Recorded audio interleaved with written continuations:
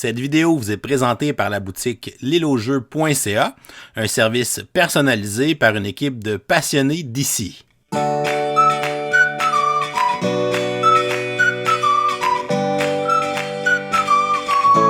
Hey, bonjour tout le monde, bonjour, bienvenue dans le coup de cœur du mois de septembre. Ben oui, vous êtes sur la chaîne du Professeur Board Game. C'est Martin Lafrenière qui vous souhaite la bienvenue et qui vous remercie toujours de prendre du temps de votre journée pour regarder cette compilation des meilleurs jeux du mois que certaines personnes ont joué dans plusieurs avenues, plusieurs pays même. Alors on va commencer par moi qui j'ai eu un mois de septembre un petit peu plus relax au niveau des nouveautés à lesquelles j'ai joué. Puis en même temps, j'ai comme eu la chance à la fin du mois de jouer à un immense jeu, mais que je considère pas encore comme mon coup de cœur du mois parce que j'avais joué une seule partie. Peut-être que le mois prochain il sera là. Non, mon coup de cœur à moi, ben je l'ai juste ici. Alors c'est ce petit jeu-là qui s'appelle Sniper Elite de Board Game de la compagnie Rebellion Unplugged. Écoutez, c'est pas une compagnie que je connais énormément. Et il y en a peut-être certains d'entre vous qui connaissez cette série de jeux vidéo, donc la série de jeux vidéo Sniper Elite, où on rentre justement dans le rôle d'un sniper. On a différentes missions à accomplir pendant la Deuxième Guerre mondiale. Alors cette fois-ci, pour le jeu de plateau, ce qu'on a décidé de faire, c'est on a décidé de transformer ça dans un hidden movement, donc mouvement caché, où le sniper va être joué par un joueur. Et ensuite de ça, les soldats allemands vont être joués, dans le fond, par trois autres. En fait, c'est 1 à 3 autres personnes. Donc, finalement, si vous comprenez bien, c'est un jeu qui se joue, imaginez-vous, de 1 à 4 joueurs. Parce que oui, il y a également une version solo. Et j'ai pas joué à beaucoup d'hidden movement, donc de mouvements cachés, dans ma carrière de joueur de jeux de société. Mais je dois vous avouer que celui-là m'a énormément impressionné. J'avais joué à Spectre Ops il y a plusieurs années que j'avais encore dans ma ludothèque. Et là, je dois vous avouer que Spectre Ops va quitter ma ludothèque, puis ça va être Sniper Elite qui va le remplacer. C'est un jeu qui va se jouer sur des gros plateaux dans le jeu de base. Le jeu de base va venir avec, si ma mémoire est bonne, c'est un plateau qui est recto-verso. Et puis, il y a aussi la possibilité de se procurer une extension. On va avoir des missions à accomplir, puis les missions pour le sniper, c'est très simple, c'est d'aller sur certains points spécifiques sur la carte. Et les soldats allemands, finalement, vont vont se positionner un peu partout pour essayer de l'empêcher. Et comme dans tout bon jeu de ce type-là, le sniper va avoir accès à des items qui vont pouvoir lui permettre de plus facilement se cacher, va avoir accès à des actions. Et de notre côté, du côté, dans le fond, des soldats allemands, mais eux autres aussi, ils vont avoir quelques possibilités. Ils vont pouvoir laisser tomber, par exemple, l'action d'un squad pour demander, par exemple, est-ce que le sniper se retrouve dans cette section de la carte pour essayer de peaufiner un petit peu nos recherches. C'est vraiment le fun, ce jeu-là. Ce que je trouve aussi, c'est que la production d'un jeu qui est vraiment pas si dispendieux que ça vient avec des petites figurines qui sont pré-washées. C'est rien de grandiose, mais ça marche et ça fonctionne très bien. Et en plus de ça, bien, le sniper va avoir un gros plan avec un crayon effaçable. C'est pas un petit plan, c'est vraiment un gros plan pour pouvoir bien suivre l'action. Et non, écoutez, ça a été vraiment une belle découverte.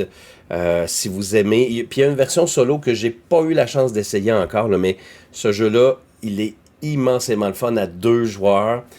J'ai pas essayé à 3 ou à 4, mais j'imagine que plus je pense que ça peut être le fun avec n'importe quel nombre de joueurs jusqu'à 4. Bref, belle découverte. Sniper Elite de Board Game. Alors voilà, c'était mon jeu préféré du mois. Alors maintenant, j'ai très hâte. Et je suis très, très, très fébrile d'entendre ce que les autres ont à dire. Alors, allons-y maintenant. Bon mois tout le monde. Salut Internet, c'est Pierre-Louis pour le coup de cœur du mois. Eh mon Dieu, déjà, ça va tellement vite, la vie. Fait que mon coup de cœur ce mois-ci, c'est un jeu un peu foufou du nom de Challengers. Challengers, c'est un jeu de cartes, de deck building et de bataille. C'est un tournoi, en fait, de bataille. Tu sais, le jeu de cartes, la bataille de cartes, où est-ce que tu tournes une carte d'un paquet, et cette carte-là doit être plus forte que celle de ton voisin. C'est un concours de capture the flag. Fait que celui qui a joué la carte la plus forte prend possession du drapeau. Et là, ton adversaire joue une autre carte. Si elle n'est pas plus forte que la tienne, il doit en jouer une autre. Cette carte-là s'additionne. Et au final, s'il réussit à jouer assez de cartes pour dépasser la valeur de ta carte jouée présentement, il vole le drapeau. Incroyablement simple, très aléatoire, mais il y a quand même des moments clés où on doit prendre des décisions. Au début de chaque manche du tournoi, on va recruter des nouvelles cartes dans notre petit paquet. Au début, on commence tous avec le même paquet de cartes. Fait qu'on fait des recrutements, puis certaines cartes ont des pouvoirs. Certaines cartes vont te permettre de piocher des cartes, les replacer dans l'ordre que tu veux. D'autres cartes vont te permettre de faire de la place sur ton banc. Parce qu'à chaque fois qu'une carte est vaincue, elle s'en va sur ton banc. Et si ton banc est plein, tu perds! Fait que ça, c'est intéressant. C'est méga simple. Ultra simple. Un brin chaotique, un brin aléatoire. Mais c'est une vraie belle twist, je crois, sur le deck building. Rapide, accessible! Vous pouvez jouer avec votre famille, vos amis, des gens qui n'ont jamais joué. Puis ça roule quand même bien, là. T'sais, il y a le tournoi au complet qui normalement prend à peu près 45 minutes, 1 heure. Mais tu peux juste aussi présenter 2-3 manches pour montrer de quoi ça a de l'air. Puis les gens adorent ça aussi. Fait que je sais que ce sera pas pour tout le monde. Il y a des gens qui vont trouver ça trop aléatoire, trop foufou, trop de choses en même temps. Mais moi, personnellement, j'ai vraiment eu du fun. Puis j'ai eu du mal à arrêter d'en parler. Fait que voilà, c'est Challengers! Un jeu de cartes bien édité, bien intéressant, avec des bonnes idées. Puis là-dessus, je vous souhaite un bon mois, Internet. Ciao! L'île au jeu. Notre coup de cœur pour le dernier mois, c'est Turing Machine. C'est un jeu pour 1 à 4 joueurs, les parties d'environ 20 minutes pour 14 ans et plus. C'est un gros coup de cœur. J'ai vraiment adoré. Le but du jeu, c'est de trouver une combinaison de 3 chiffres. Puis pour faire ça, on va avoir différents énoncés qui changent à chaque partie. Et on va valider en superposant des cartes. Fait que quand on superpose nos cartes selon l'énoncé, ça va faire apparaître un petit crochet si c'est bon ou si c'est mauvais. Puis par déduction, au fil des tours, on va réussir à trouver la bonne combinaison. J'ai trouvé ça super ingénieux, c'est facile à prendre en main, c'est facile à comprendre comme tel, mais c'est très satisfaisant quand on réussit à comprendre les enchaînements puis de toutes les différentes déductions qu'on peut faire. Puis c'est rejouable presque à l'infini parce qu'on peut utiliser une application pour ajuster le niveau de difficulté qu'on veut faire, la longueur de la partie qu'on veut, et puis ça va nous générer un scénario qu'on va faire, puis ensuite on va pouvoir trouver la bonne solution parce qu'il n'y a seulement qu'une solution possible. Donc c'est vraiment un très bon jeu qui est Turing Machine. L'île au jeu. Osez franchir les portes de l'enfer. Dans les profondeurs les plus sombres des catacombes oubliées se dressent les portes de l'enfer. Seuls les plus téméraires ou les plus désespérés osent chercher ce portail maudit. De quel jeu est-ce que je parle? Il s'agit de mon coup de cœur du mois. J'ai eu vraiment le plaisir d'avoir plusieurs personnes de mon entourage qui ont de très bon goût au niveau des jeux et qui ont décidé de backer le fameux jeu Massive Darkness. Donc, Massive Darkness, qu'est-ce que c'est? C'est un jeu qui vient dans des boîtes grosses comme ça. Il y avait une version 1, donc ceux qui ont backé ou soutenu le Kickstarter viennent de recevoir, je l'espère, la version 2 avec également les extensions. Donc, Massive Darkness, c'est un jeu d'exploration de donjons en mode précisément coopératif, dans lequel, bien sûr, oui, on explore des donjons, on combat des monstres, on part à l'aventure. Qu'est-ce qui est très intéressant et, wow, magnifique, c'est les figurines. Pour ceux et celles qui adorent les figurines et qui décideraient, par exemple, de partir dans l'aventure de la peinture de figurines, Massive Darkness est un jeu pour vous. Les figurines sont magnifiques, les détails, on rentre vraiment dans une belle immersion dans le jeu.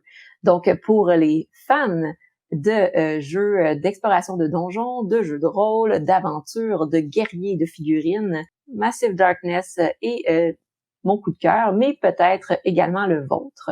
Donc, je vous invite à écrire dans les commentaires si vous êtes parmi les chanceux qui avaient reçu dans les dernières journées le jeu et les extensions de Massive Darkness 2. Salut la gang, Mathieu de On Joue-Tu, mon coup de cœur pour le mois de septembre. C'est un jeu que je peux pas vous montrer comme ça parce qu'il y a tout qui va tomber, ça va être le bordel. Massive Darkness 2. Attends, on va juste... Tu prends trop de place là. Donc, Massive Darkness 2, c'est un jeu que j'en ai parlé souvent sur la chaîne. C'est un des rares jeux, c'est le seul jeu en fait que je joue en solo puis que je suis excité de jouer en solo. Je suis pas un joueur solo, donc c'est vrai que ça fait 14 fois que je dis le mot solo, mais ouais, vous avez compris. Donc moi, j'ai souvent dit que mon rêve, c'était de trouver un jeu de société qui me faisait penser à mes nombreuses années à jouer à Diablo 2 sur le PC. Et puis, ben, je pense que je l'ai enfin trouvé parce que Massive Darkness 2, ça fait ça. C'est un jeu qui a l'air beaucoup plus compliqué qu'il est. Il y a bien sûr une campagne à l'intérieur, c'est-à-dire, non, c'est pas une campagne, mais c'est-à-dire il y a plusieurs scénarios à faire dans le livret de règles, mais sachez que tous ces scénarios-là ne se suivent pas. Dans la narration, oui, mais pas dans le sens que ton personnage, t'es obligé de le garder pour la partie d'après, puis que lui, il va continuer à évoluer. Pour plusieurs, ça peut être un point négatif. Pour moi, c'est justement le point positif. C'est le fait que je peux faire un scénario avec 2 amis, on fait ça, notre personnage, on le rend jusqu'au niveau maximum, il va évoluer jusqu'à son maximum, on va avoir les meilleurs items dans le jeu, et on range tout. Le lendemain, je pourrais faire la même chose avec 2 autres personnes, et puis ça change rien. Donc, c'est quelque chose qui rajoute énormément de rejouabilité parce que t'es pas pris avec le même groupe à devoir attendre. Est-ce que là, demain, t'arrives à trouver une babysitter pour que tu puisses être là? Donc, tu peux vraiment enchaîner les parties, puis c'est d'ailleurs ce que j'ai fait, parce que j'en ai fait 9 parties au mois de septembre, j'en avais 4-5 au mois d'août. Donc voilà, si vous aimez les Dungeon Crawlers, je pense que je peux que vous suggérer d'essayer Massive Darkness 2. C'est pas le jeu le plus difficile au monde. C'est vrai qu'une fois que tu arrives avec un personnage qui est assez fort, de te faire tuer 2 fois parce qu'on a toujours comme une genre de deuxième vie. Ça m'arrive d'ailleurs rarement de perdre. Et puis, je dirais le plus gros point positif de ce jeu-là, ce que j'adore, c'est qu'il y a plein de classes de héros différents et toutes ces classes-là se jouent de façon complètement différente. On va souvent prendre des mécaniques empruntées de d'autres jeux pour intégrer ça dans la façon de se jouer dans ce personnage-là. Par exemple, si tu prends l'archer, ben lui, il va avoir un deck de cartes qui est un peu un pouce ta chance. Plus tu vas essayer d'améliorer ton tir, plus tu vas risquer de passer par-dessus puis de te prendre des dégâts toi-même. Comme vous pouvez voir, moi j'avais la boîte de base et puis j'ai tellement aimé que j'ai acheté toutes les extensions. Et puis non, c'est pas que ces 3 boîtes-là. J'en ai 7-8 autres qui sont dans ma cave parce que je les ai vidées et puis j'ai tout mis dans la même boîte. C'est pour ça que je peux pas vous les montrer parce que j'ai enlevé les inserts. Je peux vous montrer une photo à l'écran ici de toutes les extensions que j'ai. Et puis, c'est un jeu que j'adore. Tu peux même intégrer directement les extensions dans le jeu. Tu n'es pas obligé d'attendre d'avoir fini la campagne. Donc, moi, j'ai tout intégré. Il n'y a plus de place chez moi. Puis, ma femme a mailli. Salut à tous, mon nom est Steve. Bienvenue dans les coups de cœur du mois. Merci encore David. Ça fait un petit bout justement que j'oubliais de faire des vidéos. Mais pour ce mois-ci, je me reprends avec le jeu Batman The Dark Knight Return. On lui donne un gros E pour l'insert à l'intérieur qui est tout simplement pourri. Fait qu'on vit avec des beaux petits sacs Ziploc qu'on va mettre à l'intérieur. C'est un jeu un petit peu à la mode campagne. Dans le fond, vous allez avoir 4 livres qu'on dit, qu'on pourrait appeler des scénarios qui vont se suivre. Et en fonction de ce qu'il fait, vous allez garder des cartes. Vos statistiques vont rester les mêmes. Le but du jeu va souvent être de battre un vilain. Ça pourrait être Two-Face, ça pourrait être le Joker. C'est pas des gros spoilers que je vous donne. C'est quand même un livre qui date d'assez longtemps, ces 4 livres-là. Donc, c'est un petit jeu pas du tout, là. C'est un jeu qui va durer environ 1 heure, 1 heure et demie, là. Puis c'est un solo, avec une mise en place assez longue. C'est, dans le fond, l'aspect le fun, c'est un petit aspect pandémie. Dans le fond, on va avoir de la gestion de crise. À chaque début de partie, normalement, vous allez devoir faire une première, dans le fond, découvrir des indices, réaliser des actions pour ensuite aller vaincre le méchant ou battre de plusieurs méchants. Mais l'aspect vraiment cool, c'est qu'à début du tour, vous allez, à chaque ronde a 4 sections dans une ronde, 4 rondes dans une ronde, 4 tours dans une ronde, ça va.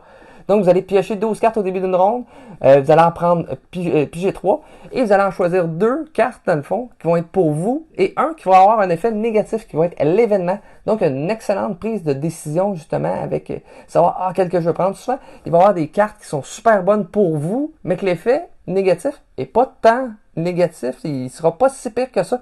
Donc, vous allez vouloir le mettre dans les effets négatifs. Mais là, vous perdez une bonne carte. L'inverse est aussi vrai. Ceux qui ont des événements full négatifs, l'effet de pouvoir pour vous n'est pas tant attrayant. Donc, vous avez une belle prise de décision. Vous allez espérer justement que certains événements arrivent avant les autres. Une petite poussée votre chance qui est vraiment très intéressant. Sinon, c'est un jeu avec des dés pour les combats, mais avec les cartes, vous allez pouvoir manipuler les dés. Aussi, il y a des petites quêtes annexes durant les scénarios et on vous incite fortement à les faire puisqu'ils vont vous faciliter votre partie. Donc, vraiment une belle surprise, ce jeu de Batman, The Dark Knight Return, avec, comme a dit Patrice, un livre de règles assez douteux. Bonjour, mon nom est Martin de l'Atelier du Meeple et merci encore au professeur Board Game de me recevoir dans ses coups de cœur du mois. Et pour le mois de septembre, j'ai choisi l'excellent jeu Terracotta Army qui vient de sortir à SN. Alors, un excellent jeu. C'est essentiellement un jeu de pose d'ouvrier. Alors, vous avez une rondelle d'action sur laquelle vous allez mettre votre ouvrier et vous allez faire les actions qui sont en ligne avec votre ouvrier, mais de haut en bas, parce qu'il y a 3 étages à la rondelle d'action. On peut faire bouger la rondelle en payant. À la fin de chaque manche, la rondelle va changer. Alors, les deux rondelles du dessus, une va tourner dans un sens, l'autre dans l'autre sens. Alors, les choix vont constamment changer sur ce que vous devrez faire. C'est vraiment, ceux qui sont prompts un peu à la paralysie d'analyse, vous allez trouver peut-être ça un peu rushant. Mais les choix sont excellents. Vous devez construire en terre-glace, si vous voulez, en terracotta, les fameux, les différents, je devrais dire, combattants qui sont représentés. Alors, des archers, des lanciers, il y a toutes sortes d'affaires. Alors, il y en a 4 sortes, essentiellement, de base, que vous allez placer. Vous devez faire des regroupements. Alors, plus il y a de regroupements du même personnage, si vous voulez, plus vous allez faire de points, plus il y a d'individus autour de la table qui participent à cette agglomération-là de ces mêmes personnages, plus chaque personnage vaudra de points. Et il y a des figurines de luxe que vous pouvez construire à côté en plus pour venir changer le scoring, soit pendant la partie, soit à la fin de la partie. Alors c'est très très très intéressant. Ça joue sur 5 manches. C'est pas un jeu qui est très rapide, mais c'est un jeu qui est très profond. Il y a beaucoup de décisions à prendre. C'est très gratifiant. Il y a une piste des 5 mètres, des 6 mètres à peut-être aller chercher des bonus dessus pour qu'à chaque fois que vous faites une action, quand vous repassez sur ce mètre-là dans la rondelle d'action, ben vous avez le choix de faire d'autres actions ou les bonifier.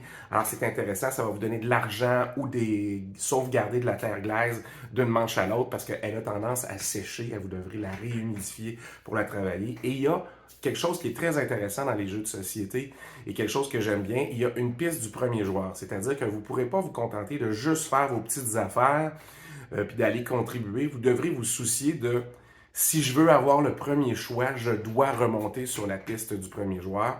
Alors, ça vaut vraiment la peine. Des fois, il y a des gens qui réussissent à gagner, même s'ils sont toujours les derniers à choisir. Je m'explique encore mal ce fait-là, mais je pense à Christian, avec qui j'ai joué quelques fois à ce jeu-là. Il comprend pas très bien le scoring de la fin, mais il finit par gagner pareil en faisant des trucs complètement déjantés. Le jeu est bon, le jeu est profond. Je vous le conseille beaucoup. Terracotta Army de chez Board & Dice. Salut les gamers, Sam de Board Game Duel. Pour le mois de septembre, mon coup de cœur, c'est mon fils Maxime. Ah, vous vouliez de quoi qui a plus rapport avec les jeux, hein? Attends un peu, je pense que je vais vous arranger ça. Salut tout le monde, c'est Vince de Board Game Duel. Donc, merci à David de nous avoir invités à faire le coup de cœur. Aujourd'hui, le coup de cœur que je vais vous présenter, je ne l'ai pas avec moi physiquement, mais c'est le jeu Little Town. C'est un jeu qui mélange placement de tuiles et placement d'ouvriers avec un petit esthétique cute, un peu cartoony. Et l'objectif, c'est d'accumuler des points en construisant notre petite ville. On commence tout le monde avec un grand plateau commun sur lequel on va construire différents bâtiments qui vont nécessiter d'aller chercher ces différentes ressources. Donc on a de la pierre, de l'eau, de la bouffe. Puis en dépensant ces ressources-là, on peut construire nos bâtiments, qu'on peut ensuite activer en allant placer nos ouvriers à côté de ces bâtiments-là. Donc c'est vraiment intéressant parce qu'on a cette espèce d'aspect compétitif au niveau du positionnement de nos bâtiments, parce que les bâtiments qu'on va construire vont aussi bénéficier à nos opposants. Fait qu'il faut un peu penser à garder un certain monopole sur les emplacements d'intérêt, puis d'accumuler les ressources qu'on a besoin. Fait que c'est un jeu qui se prend en main assez facilement. Je pense que c'est assez facile pour que même des débutants, des gens qui ne sont pas habitués nécessairement de jouer à des jeux lourds, puissent s'y adonner. Donc, ça fait pas mal le tour. C'est un jeu assez simple, assez rapide à jouer aussi. On peut facilement jouer plusieurs parties. Fait que ça fait le tour pour mon coup de cœur qui était Little Town. Bonjour à tous, c'est Marion de la chaîne Je vous explique les règles. Merci encore une fois David de Professeur Board Game de m'inviter dans ce segment, ce qui me permet de vous faire découvrir mon coup de cœur du mois, Sea Salt and Paper. Sea Salt and Paper est un jeu signé Théo Rivière et Bruno Catala. Ça en fait un jeu dont on attend beaucoup, et franchement, pour ma part, il ne m'a vraiment pas déçu.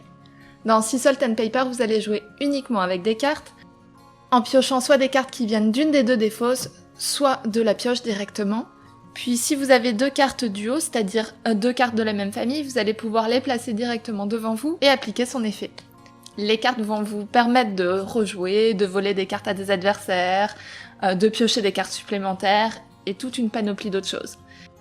Vous avez aussi la possibilité de ne pas placer ces cartes duo devant vous, elles marqueront quand même des points en fin de partie, et ça vous permet éventuellement de bluffer auprès de vos adversaires. Il faut savoir que les cartes qu'on va le plus convoiter dans ce jeu vont être les cartes sirènes, parce que si vous en avez 4, vous remportez la partie immédiatement.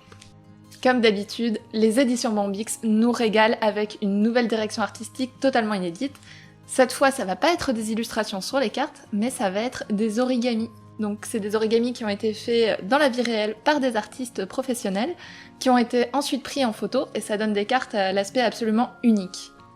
Je souligne vraiment ce choix artistique qui est une fois de plus quelque chose d'inédit.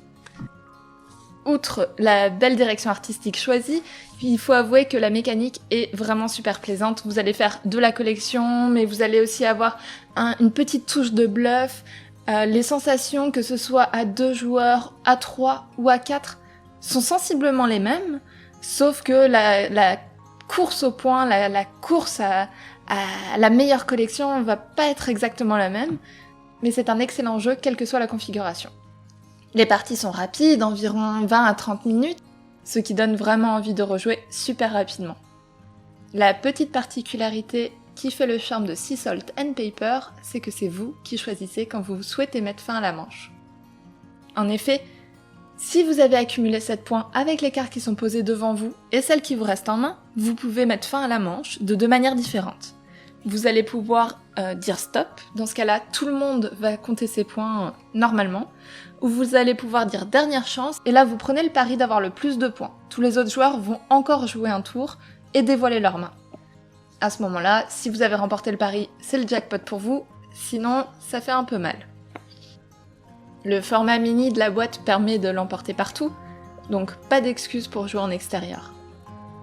J'ai eu la chance de pouvoir essayer Sea Salt and Paper assez rapidement pendant l'été, et je dois avouer que j'ai fait pas mal de parties. Alors je vous conseille vivement de l'essayer. Si jamais vous ne savez pas comment l'essayer, il est aussi disponible gratuitement sur Board Game Arena. Il y a déjà pas mal de joueurs, donc vous devriez trouver des gens pour faire une partie.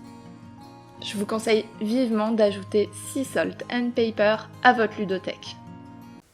Salut tout le monde! Donc, mon coup de cœur pour le mois de septembre, c'est un petit jeu qui s'appelle Under Falling Skies. Donc, oui, ce jeu-là, je viens de le découvrir récemment. Évidemment, je l'ai vu passer quand ça a sorti. J'ai vu que les reviews étaient excellents, mais le visuel ne m'attirait pas du tout, donc je ne me suis pas vraiment attardé. C'est que récemment, là, je l'ai essayé, puis que je me suis trompé. C'est un jeu de niveau expert. Le contenu de la boîte, il y a énormément de choses à l'intérieur, donc ça m'a vraiment, pour le prix, là, vous avez beaucoup de contenu. Il y a une campagne à l'intérieur de ça, c'est rejouable là, pratiquement à l'infini, vous avez plusieurs villes à défendre. Écoutez, ça m'a complètement épaté. Principalement, ça fait penser un petit peu au... en fait, il y a des éléments du jeu vidéo XCOM où on doit creuser notre base, puis on doit vraiment améliorer notre base en creusant. Ça va nous donner plus de façons de gérer nos ressources, donc nos ressources d'énergie. Puis la façon de gagner, c'est vraiment de faire des recherches pour découvrir leurs faiblesses. Mais on a un certain temps, parce qu'à chaque tour, le vaisseau mère va descendre, puis on a un temps limite pour résoudre ce puzzle-là. Donc, un jeu là, vraiment là, pour les experts, comme indiqué sur la boîte, un jeu à 1 joueur. Il mentionne qu'on peut jouer à 2, mais je ne vous le recommande pas. C'est vraiment un bon petit casse-tête là, si vous voulez vraiment vous creuser les méninges, là, puis aussi vous faire un peu de plaisir avec la campagne, qui est vraiment très, très plaisante à faire. Je vous recommande Under Falling Skies, mon coup de cœur du mois de septembre. Donc, bonne partie tout le monde! Salut tout le monde, ça me fait plaisir de me retrouver à nouveau dans une vidéo coup de cœur du professeur Board Game, que je salue d'ailleurs. Je salue Clank au passage. Donc mon coup de cœur du mois, c'est un jeu que j'ai joué 36, 37, 38 fois dans le mois dernier. Et je parle du projet. Donc le projet, qu'est-ce que c'est? C'est difficile pour moi parce que je peux pas trop vous en parler parce que c'est un jeu avec des surprises, mais grossièrement, c'est un jeu coopératif où on joue des ados qui jouent à un jeu de société. Donc il y a une BD qui accompagne ça, qui nous raconte l'histoire de ces ados. Donc c'est méta. Et le jeu tourne autour d'un principe très simple. On se promène sur un plateau et on doit ramasser des symboles. Et les symboles nous révèlent des éléments d'un code secret. Il faut qu'on arrive à décoder le code secret. Donc c'est vraiment un jeu qui est fun, qui est quand même très simple. Les parties jouent en 30 minutes. Je pense que la plus courte qu'on a faite était en 10 minutes. Et c'est vraiment prenant. Il y a vraiment toutes sortes d'énigmes, toutes sortes de puzzles dans le jeu qui sont vraiment intéressants. Et j'ai pas tout à fait fini le jeu. Il me reste la dernière énigme finale à résoudre. Mais en gros, il y a une histoire de 14 scénarios et après il y a des parties à côté, mais les parties à côté sont faites pour résoudre une grande énigme. Bref. Si vous aimez les jeux d'énigmes, les jeux coop, ça va vous plaire. Moi, ça m'a beaucoup plu parce que c'est mon genre. Avec une petite touche un peu legacy, si on veut, dedans, sans non plus tout détruire notre matériel de jeu. Donc voilà, puis je dirais niveau difficulté, je mets de côté les énigmes, mais la mécanique de jeu et tout, on est à peu près dans le niveau d'un... l'île interdite. Donc ça vous donne l'idée. Donc c'est vraiment très accessible, limite familiale. Et vraiment un coup de cœur très fort avec ma conjointe. On a vraiment beaucoup aimé. Donc voilà, je vous invite à le tester. Puis sinon, je vous souhaite de bonnes découvertes avec les chroniques qui suivent. À la prochaine! What's up guys, Lydia de Madame Meeple pour mon coup de cœur du mois de septembre. Aujourd'hui, je vous parle de Witchstone. Donc encore un jeu de Rainer Knizia. On a ici le parfait exemple d'un jeu à combo. Sans faire, c'est vraiment, je crois, le premier jeu où je dois utiliser la petite piste là, qui nous fournit pour tenir compte des actions que j'ai faites parce que les combos s'enchaînent à en perdre littéralement là, la carte. Dans Witchstone, on incarne des sorciers et sorcières qui, au courant de la partie, allons garder notre chaudron de tuiles. Donc, c'est un petit placement de tuiles très léger, là, rien de trop complexe, où on va maximiser nos placements de sorte que les symboles soient adjacents, donc créer une ligne de symboles, là, un regroupement, je devrais dire. En les positionnant, il y a toujours 2 symboles différents par tuile. On active ces 2 symboles-là, le nombre de fois qu'ils se retrouvent dans le groupe. Ensuite, on effectue l'action, les 2 actions données qui vont à leur tour générer de nouvelles actions, et etc., etc. Donc, par exemple, il y a les parchemins qu'on va pouvoir venir récupérer qui sont majoritairement des objectifs de fin de partie, mais il y a aussi des effets instantanés. On va pouvoir aussi venir apposer nos petits sorciers, sorcières dans la map centrale qui est une espèce de construction de route, mais très léger, là. C'est en fait venir émettre des connexions entre certains endroits pour venir, encore une fois, gagner de nouvelles actions et engendrer encore des bonus et engendrer encore. Donc, c'est vraiment là, cause à effet, ça n'arrête plus d'arrêter. La partie prendra fin quand tous les joueurs auront disposé toutes leurs tuiles dans leur chaudron et on calcule les points. Celui qui en a le plus sera déclaré le meilleur sorcier de Poudlard. Non, attendez, je vérifie. Sera déclaré maître ou maîtresse de la pierre des sorcières. Ou vainqueur, hein? Pour être aussi simple que ça. Donc, ce que j'aime particulièrement de Witchstone, c'est l'habilité incroyable de Rainer Knizia de faire des combos. Je pense que je dois avoir dit le mot 300 fois en moins de 2 minutes. Mais c'est vraiment incroyable. Un tour est rarement constitué d'un placement de tuiles et de 2 actions. Il y a une quinzaine de tuiles par couleur, donc ça se joue sur à peu près une quinzaine de tours. Et sur les 15 tours, il y en a au moins 10 où ça combatte. Donc, les tours sont vraiment plus longs que ce que ça paraît, mais pas de là à en prendre en longueur. Moi, j'ai trouvé que ça se jouait super bien à 2 joueurs. Je ne l'ai pas essayé à plusieurs, à plus que 2, je devrais dire, mais à 2 joueurs, du moins, c'était super bien. Il y a un petit aspect de course sur plusieurs endroits pour venir réclamer des bonus en premier qui sont de plus haute valeur, pour venir réclamer sur le pentacle, d'aller le plus rapidement possible pour réclamer les tuiles avant les autres joueurs. Donc bref, mon coup de cœur, Witchstone, vraiment, j'ai adoré. Je n'ai que hâte d'y jouer à 2, 3, 4 joueurs, voir qu'est-ce qu'il en retourne, mais pour l'instant, je suis très satisfaite. Donc encore une fois, merci David de m'avoir permis de vous parler de mon coup de cœur. Ce mois-ci, je vous laisse en main des autres participants et je vous dis, amusez-vous les minous! Salut David, bonjour tout le monde, bien content de vous voir pour mon coup de cœur du mois d'octobre. C'est en direct d'Essen que ça se passera, donc je suis sans contredit sur le stand de l'heure. Donc Turing Machine, notre coup de cœur pour le mois, je suis en compagnie des auteurs, donc Fabien et Johan. Surpris du hit qu'on a eu avec Turing Machine à Essen. On vient de passer 4 jours de folie. Ouais, l'accueil de Turing Machine au Salon d'Essen était incroyable. On a fini 3e au classement Fair Play en ayant trusté les premières places pendant les 4 jours. Donc ouais, c'était incroyable. Surréaliste. On est super contents, vraiment. On peut pas faire plus. Bravo à vous deux. Super semaine dans votre compagnie. Puis effectivement, tout un jeu.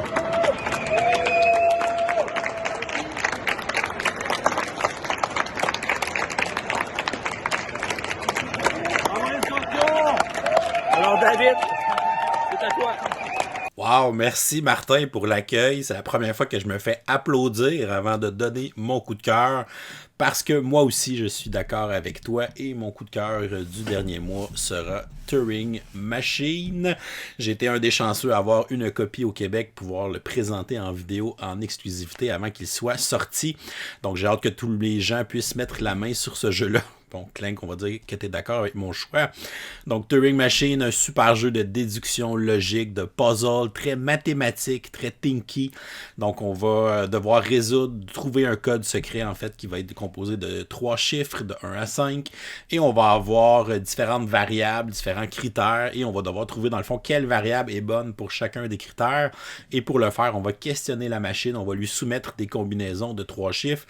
Et elle va nous répondre par oui ou non avec une espèce de système de cartes perforées qu'on va superposer. Puis ça va nous donner soit un crochet si le critère fonctionne, soit un X si ça fonctionne pas. Et là, on va pouvoir déduire justement c'est quoi la bonne variable pour le critère en fonction de ces réponses-là. Et une fois qu'on va être capable de mettre tous les critères ensemble, on va accéder à trouver le seul code secret qui fonctionne pour toutes ces variables-là et tous ces critères-là. Donc, super exercice. J'ai adoré mon expérience. Étonnamment, c'est un jeu que je joue beaucoup en solo. Donc, j'ai fait au moins une bonne 12aine de parties en solo. Je trouve ça le fun de pouvoir résoudre les puzzles. Je trouve ça stimulant, original. C'est un jeu qui a des millions de possibilités parce qu'on peut se générer une mise en place avec un générateur sur le site web de Turing Machine. Donc, très le fun pour ça. On pourrait faire un puzzle à chaque jour. Puis, on passerait pas au travers de toutes les combinaisons possibles. Donc, ça va vraiment être un beau jeu. J'ai hâte que ça arrive chez les gens qui puissent profiter de ce beau jeu de déduction logique qu'est Turing Machine. Encore une fois, une très belle production, une très belle originalité de toute l'équipe de Scorpion Masqué. C'est donc mon coup de cœur pour le mois de septembre 2022. Encore une fois, merci à tout le monde qui ont embarqué et partagé leur coup de cœur avec moi. Donc, merci à tous mes confrères et consoeurs youtubeurs et youtubeuses donc de prendre du temps de participer au coup de cœur. C'est super le fun de vous voir à chaque mois puis de revenir avec enthousiasme et motivation pour partager ça avec la communauté des joueurs. Donc, vous êtes très chanceux d'avoir tout ce beau monde-là. Et voilà, c'est tout pour aujourd'hui. Oh, c'est vrai, on est lundi. On va donc donner une question du jour pour participer à notre concours du lundi pour le mois d'octobre 2022, dans lequel vous pourriez gagner le jeu Mille Fiori. Donc, la question du jour est la suivante. Quel est votre jeu coup de cœur du mois de septembre 2022? Vous nous laissez la réponse en commentaire YouTube sous la vidéo pour enregistrer votre participation. Donc, bonne chance à tout le monde. On se revoit le mois prochain pour une autre vidéo coup de cœur. D'ici ce temps-là, continuez de gamer. 3, 2, 1, go!